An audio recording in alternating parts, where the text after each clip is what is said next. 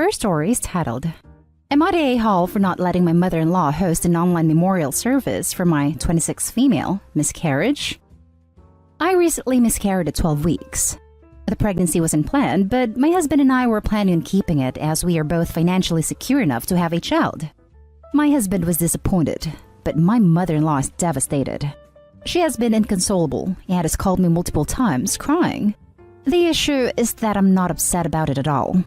I really didn't have enough time to get attached to the idea of being pregnant, as I only knew for sure about 3 weeks before the miscarriage. I've listened to her whenever she needs, but she can't understand why I'm not as upset as her. The last straw came when my husband casually brought up a Zoom call mother-in-law is organizing for the baby's memorial. We're still in lockdown, so in-person is out of the question, thank God. She wants to invite a lot of their large, close-knit family.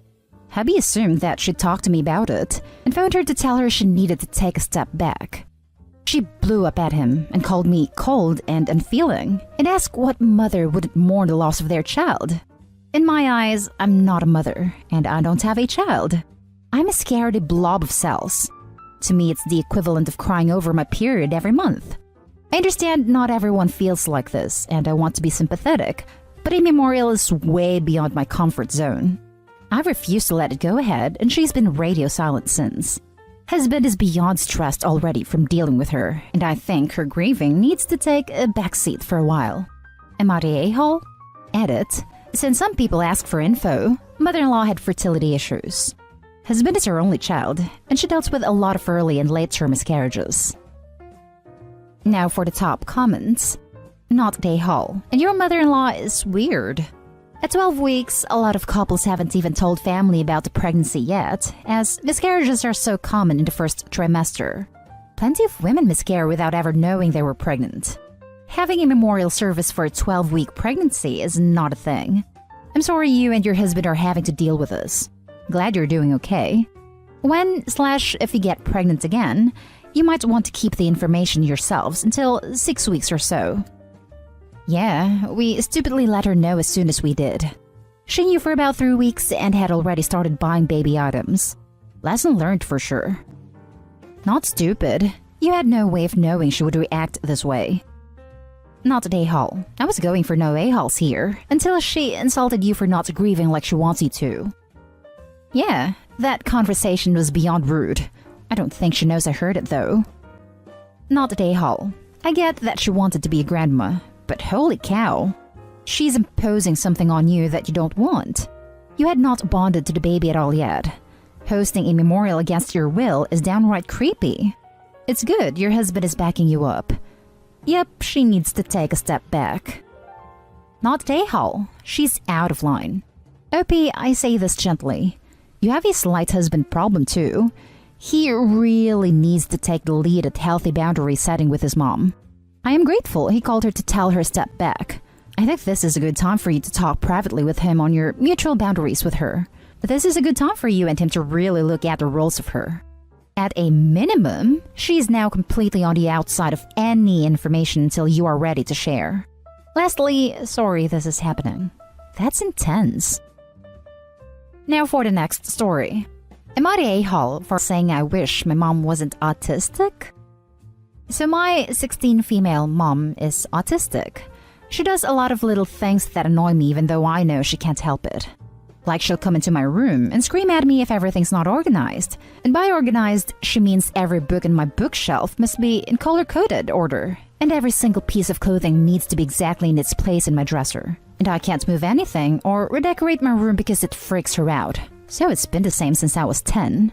Also, she will say kinda mean things to me like, "You've been gaining a lot of weight recently," which I know isn't mean to make me feel bad, but it still does. Also, she'll come into my room while I'm on a Zoom class and start telling me about everything she's thinking about while I'm trying to focus. If I ever was to tell her the things she does that annoy me, she'd call me an ableist and say I was forcing her to mask in her own home, and she thought she raised me better than that, so I usually don't bother trying. I try to talk to my dad about it sometimes, but he always uses himself as an excuse. Daddy says that he loves her, so he's able to look past all the little things she does that may be weird, but like he chose to be with her, but I just happened to be born into this family. Yesterday, I was in the middle of a really important test on Zoom, and she came in and started telling me about headphones and how she likes them or something. I was just nodding and saying, uh-huh, and she was like, "Are you even listening to me?" I told her I was in the middle of a test, and she said that I know she needs to talk about these things, so I need to listen. I was trying to listen and do my test at the same time, but it was hard, and I ended up getting 10 points off for turning it in late. So now I have a 75 rather than an 85. Later yesterday, I was talking to my friend on FaceTime. In middle school, me and this friend didn't like each other, but we became friends again last year. But my mom came into my room and asked who I was talking to, and I told her my friend's name, and she said loudly, "I thought you hated her." I got really annoyed and tried to explain to my friend that I said that 3 years ago. Luckily, my friend understood, but I'm still really annoyed at my mom for saying that. She keeps saying that it doesn't matter because my friend wasn't mad, and I shouldn't be mad at her because I know it's hard for her to forget things because of her autism. She's saying I should apologize to her for getting mad at her over something she can't control. My dad says that I'm being ableist. But I'm not saying autistic people shouldn't have kids or anything. I'm just saying that you should make sure you're able to have kids before you do, because I feel like my mom often forgets that I'm the child in this relationship. My parents still think I'm the a-hole, and I haven't spoken to them all morning. Am I the a-hole? Not the a-hole. Being autistic doesn't excuse the things your mom is doing. It may explain some of them, but they aren't excuses. Your mom is an adult, and I'm assuming she's known about her autism for a long time. It is her responsibility to handle her behavior, and if she can't, she needs to speak to a professional who can help her. Also, I don't see in your story where you said you wished she wasn't autistic. I think a more accurate thing to say is, I don't want you to treat me this way. It is possible to be a decent person with autism, and frankly, some of this seems more like a personality problem that she's using autism to hide behind. I don't know all that much about autism. Can somebody help me out here? Most of this doesn't sound like autism to me. It sounds like boundary stumping by someone who has been enabled their whole life with a side of autism. For example, I don't understand why an autistic person wouldn't understand these are my school hours, I cannot talk from 8 to 2. That sounds like a super clean routine that would be easy to establish, as long as the person wasn't just a boundary stumper. I'm autistic. I would never behave like your mom does. Your mom is an a-hole, and so is your dad. He's looking past her quirks and ignoring that she is in fact abusing you. Shouting at you for not having your bookshelf in order? Not okay. Sabotaging your test? Not okay. I'm actually kind of concerned because she does not behave like a functioning adult should. Do you have a school counselor you can talk to about this? Her diagnosis is 100% irrelevant. She's screaming at you for invalid reasons. She's sabotaging your schoolwork and potentially your health and your future. If she wants to be a good mom, she'll take the help she needs to be that. Not the a-hole. Next story is titled, Am I the a-hole for telling my daughter it's her fault that her babysitter quit? I have 3 kids, 6, 4, and nearly a year old. When I was pregnant with my youngest, I hired a sitter to pick the 2 up from school and watch them. We really liked her and appreciated her. My eldest loved her babysitter, but she began to develop a huge attitude. I know one of her friends has a nanny who she's basically allowed to boss around with little consequence. We told my daughter that her sitter is in charge and she's to respect her, not demand things of her. A few months ago, the sitter asked my daughter to grab the baby's diaper bag, and my daughter sassed back saying, "You can't tell me what to do. I'm the boss of you." Sitter told me that night, and I immediately addressed it in front of the sitter. I told my daughter that was not acceptable. She's not a boss of anyone, and I took away her TV privilege for a week. It happened again just a month later, and I had a much sterner talk with her, took away more privileges. Both times I made her verbally apologize and write a note of apology to her sitter. The sitter accepted it, but I could tell she was losing patience. I didn't blame her and ended up giving her a raise out of guilt. I also stopped arranging playdates for her and a friend who treated her nanny terribly. They don't go to the same school, so they don't see each other at all anymore. I'll add I did try talking with my daughter calmly and asking why she felt that this was okay. She'd say, "We pay her, I'm her boss."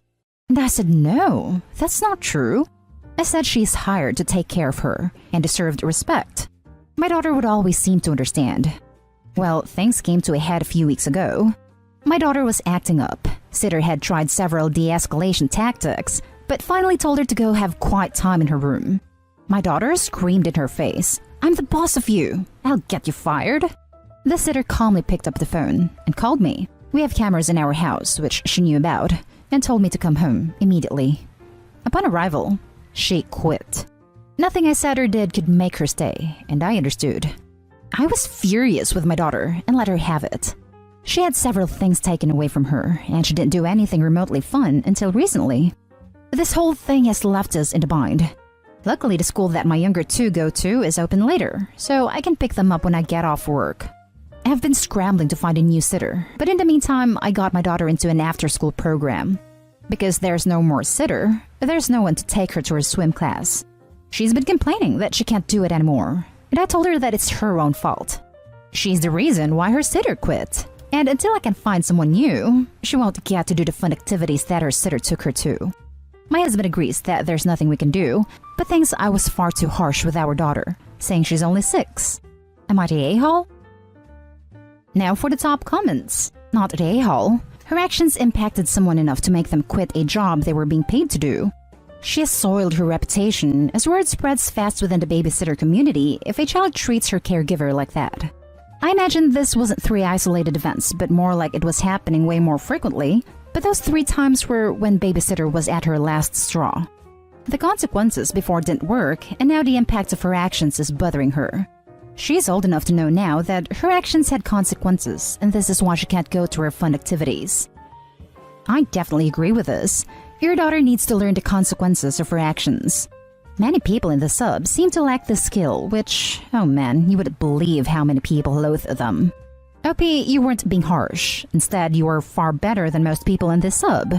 Definitely a great job at giving your daughter stern boundaries to not let her grow up spoiled.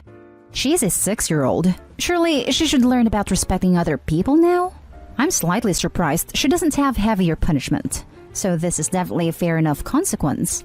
And it wasn't like you immediately yelled at your daughter. You gave her several chances, which she has repeatedly broken. Kudos to the babysitter as well. She took it like a champ instead of yelling at her daughter. Impressive. Not the a-hole. Not the a-hole. Personally, I think pointing out that not being able to go swim is a direct result of not having a sitter. And that not having a sitter is a result of her behavior is a good example of natural consequences. And when you get a new sitter, I would carefully go over appropriate behavior again. I would want to have a plan with a new sitter for if she tries the same tactics again. Edit. I'm editing to acknowledge this is unpopular on the sub, but is backed by studies on child development and psychology, so I'm not ashamed that my opinion is deemed wrong here. You're the a-hole. Your kid is 6. Sure, they are old enough to understand consequences, but nothing that your child did was developmentally inappropriate for age, nor were they things that couldn't have been dealt with in a patient manner. Having kids tests your nerves. I've got a 9-year-old and 7-year-old. It doesn't get easier. It gets only harder. Saying this is all your fault, you're a brat, is absolutely not the way to approach this. Maybe sit down. Apologize for how you spoke to her. Yes, apologize. Apologizing to kids when you are wrong is incredibly important and teaches personal responsibility and the ability to admit they were wrong in the future, and explain what you really meant. Tell your 6-year-old, when she treats people bad and makes them feel bad, they might not want to be around her, and that the way she treated her babysitter made her feel bad. Cite specific examples. Remember when you said this? Remember when you did this? Adding, once your child acknowledges she did something wrong and she made a sitter feel bad, then bring up missing out on swimming as a consequence of that because now she has to go to aftercare elsewhere. And that when you do find a new sitter, she can go back to swimming, but she's going to have to try really hard and treat her new babysitter the way she wants people to treat her so she doesn't miss out on it anymore. Instill empathy instead of shaming your child while still framing what happened as a consequence of how she acted. I will always recommend reading and research on child development. Your daughter is old enough to understand, but she is not old enough to be shamed into compliance without lasting psychological effects. Now for the last story. Am I the a-hole for arguing against dropping the step from titles in my step family? I, 16 male, live with my dad, stepmom, step-siblings, 10 female and 7 male, and half-brother, 2 male. My dad and stepmom got married 7 years ago. 7 male was an infant at the time. They never wanted to consider us a step-family, but that's how I've always felt. Her kids feel different because they were younger and don't remember life without me and my dad, while I remember life without them clearly. I also think they loved AITA, while I just don't feel that way about them. I don't hate them, but I'm not too close to any of them except my half-brother. He's in a tight spot since 7 male dislikes him for taking the spot of the baby, and 10 female wanted a sister, so has no interest. And I had my mom walk out on me, so I know what it's like to be in a weird spot. So I have bonded with him. I usually call him a brother, but I add a half around my step-family because it would hurt their feelings more if I called him brother, but used the step for them.